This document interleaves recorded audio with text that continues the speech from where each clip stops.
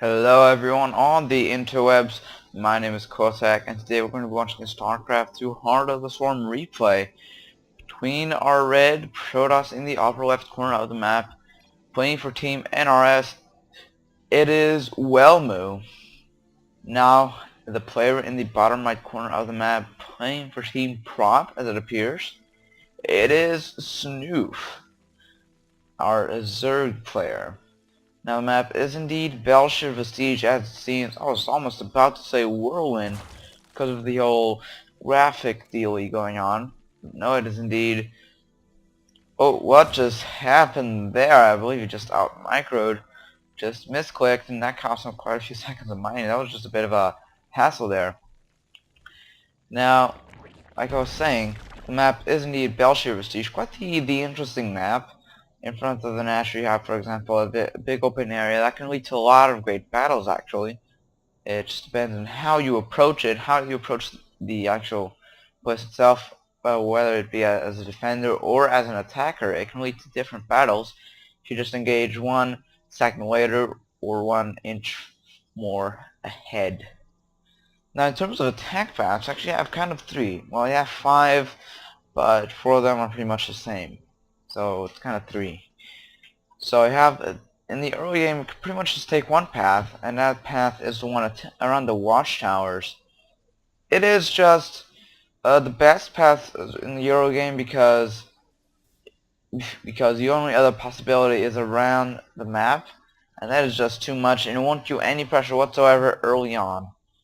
But you can also take this one. You can't take it because it's just a destructible rock. You'd waste too much time trying to destroy it just to gain a few seconds, and it's just not worth it. So around the watchtowers, that is your best possibility, and you can have 2 different places of this open area anyways, so it can still be a pretty nice attack.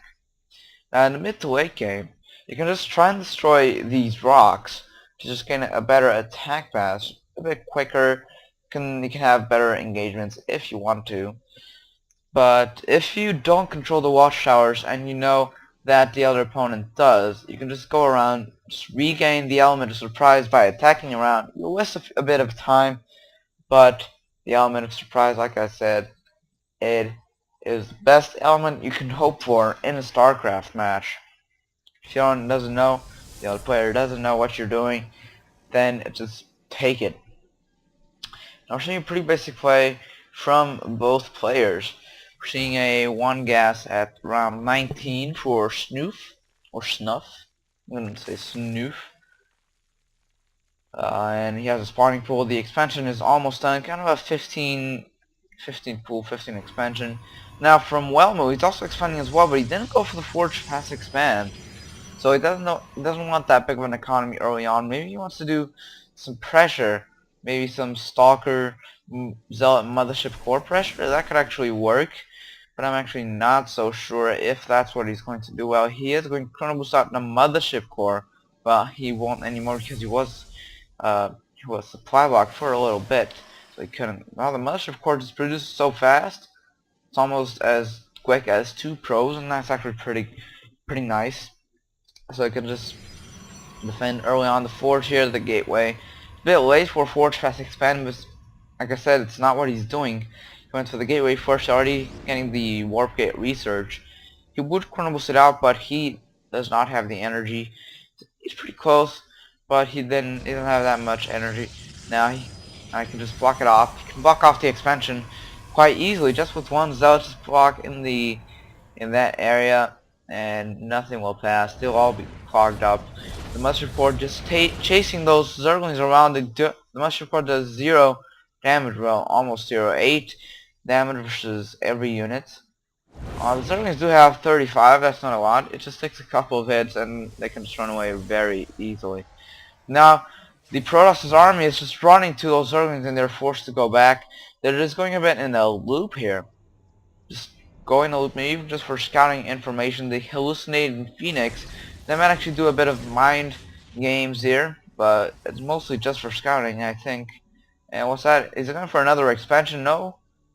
It doesn't seem like he is. Maybe he's just going to do a bit of a better pylon placement in the mid-map.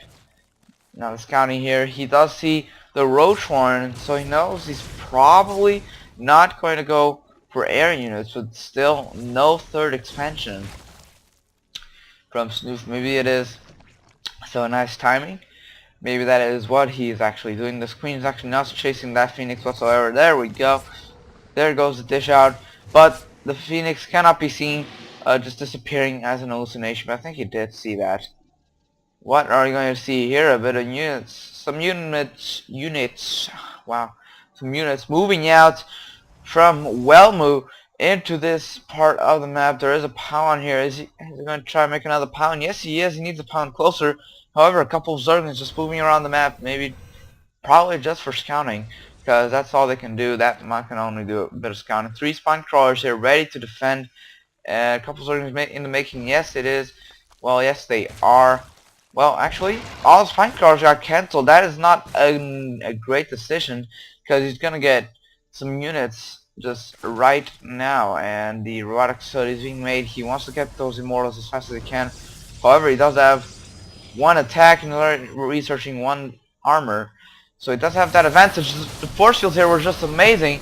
That's a bit of an overkill, but still, while Snuffe says GG, he doesn't even give the chance of the defense of that attack. He just sees, wow, that's a lot of zealots, that's a lot of sentries. I need some roaches. I need a lot more roaches, and the roach horn was just in the way. What is he planning to do with those, actually, with those Zerglings? Actually, I'm kind of curious. Those Zerglings are about to move out, I think. Yes, they were. He was moving out with a couple of Zerglings, but he just saw the attack and he had to come back. But then the damage here on those queens was just so much, and they were pretty much the damage dealing units of that army, and he couldn't resist it. So he just GG'd, left the game, gave the win to Welmu, who just did that pressure with a couple of zealots, a couple of sentries, and it worked out great. No stalkers necessary, actually. Thank you all for watching, and I'll see you all next time.